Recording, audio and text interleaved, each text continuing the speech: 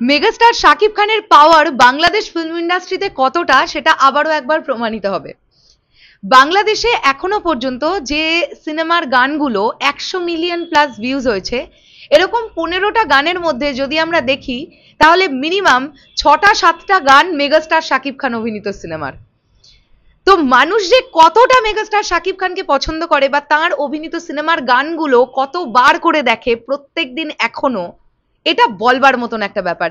এবং আমি আরো একটা ব্যাপার বলতে চাই, রিসেন্টলি মেগাস্টার শাকিব খানের অনেক সিনেমাই তো এলো, কিন্তু তুফান গানের দিক থেকে যে যে রেকর্ড গুলো ক্রিয়েট করতে পেরেছে, এখনো কিন্তু কোন সিনেমাটা আফটার কোভিড এই রেকর্ড করতে পারেনি। এটা তুফান টিমের একটা বিশাল বড় পাওয়া এবং এটা বলতে হবে। তুফানের গানগুলো সত্যি ওয়ার্ক করেছিল, স্পেশালি লাগে উড়াধুরা আর দুষ্টু কোকিল।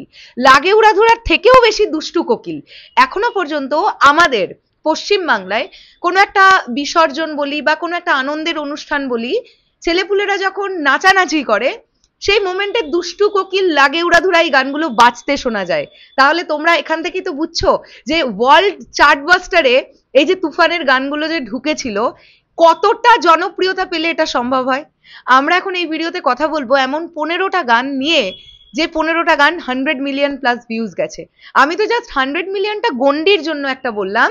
মেগাস্টার শাকিব খানের অভিনীত সিনেমার গানগুলো কোনোটা দেখবে যে আরো অনেক বেশি ভিউজ গেছে, অনেক বেশি ভিউজ। চলো আমরা যদি কথা বলি এখন দুষ্টু কোকিল নিয়ে। দুষ্টু কোকিলের এই সময়ের ভিউজ জানো, জাস্ট আমরা ইউটিউবটা একটুখানি খুলবো, খুলে আমরা এসভিএফ থেকে আগে দেখবো, তারপরে আমরা চরকি থেকে দেখার চেষ্টা করব। দেখো এসভিএফ যদি আমরা দুষ্টু কোকিল লিখি, প্রথমত জাস্ট এসভিএফ এর ডি লিখলেই দুষ্টু কোকিল সার্চ হয়ে যায়। এখানে আমরা দেখতে পাচ্ছি 161 মিলিয়ন ভিউজ শুধুমাত্র এসভিএফ থেকে, 161 মিলিয়ন ভিউজ। আর যদি আমরা চরকি থেকে দেখি তাহলে চরকি দুষ্টু কোকিল যদি আমরা লিখি, তোমরা জাস্ট ভিউজটা দেখো এই মুহূর্তে দাঁড়িয়ে। চরকি ইউটিউব প্ল্যাটফর্ম থেকে এখন ভিউজ আছে 391 মিলিয়ন। তাহলে বুঝতেই তো পারছো 500 মিলিয়ন ক্রস হয়ে গেছে দুষ্টু কোকিলের ভিউজ। লাগে উড়াধুরাও একদম ধারে কাছ দিয়েই গেছে, দুষ্টু কোকিল থেকে কিছু কম ভিউজ নিয়ে আছে লাগে উড়াধুরা, বাট অনেক বেশি যে দূরত্ব আছে এমনটা কিন্তু নয়। এবারে যদি আমরা এই বিষয়টা নিয়ে কথা বলি যে বাকি কোন গানগুলো, দেখো আমার কাছে একটা ছবি এলো, আমি সেখান থেকে তোমাদের বলতে চাই, তোমরা আমাকে আরো বেটার ভাবে কমেন্ট সেকশনে জানিও। বধূ বেশে কন্যা এই গানটার ভিউজ দেখা যাচ্ছে 224 মিলিয়ন।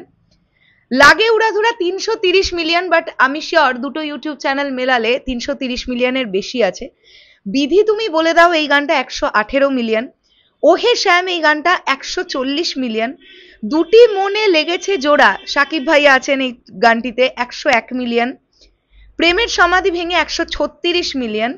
আমার মতো সুখী 134 মিলিয়ন। এটা তো আমাদের এখানেও বিশাল চলেছিল এই সিনেমাটা, বাবা কেন চাকর, রাজ্জাক সাহেবের একটা মানে এই সিনেমার একটা দৃশ্যের গান অসাধারণ।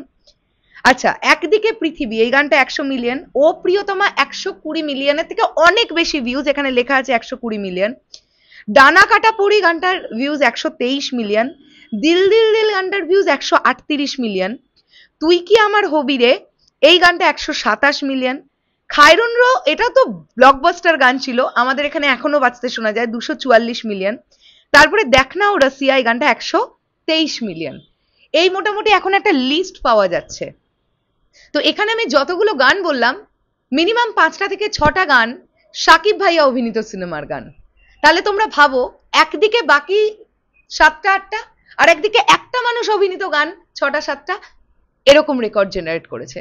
তাহলে এখান থেকেই তোমরা বুঝবে যে শাকিব ভাইয়ার ক্রেজ বাংলাদেশে যতটা, এর ধারে কাছে কেউ নেই, আর কেউ নেই, জাস্ট কেউ নেই।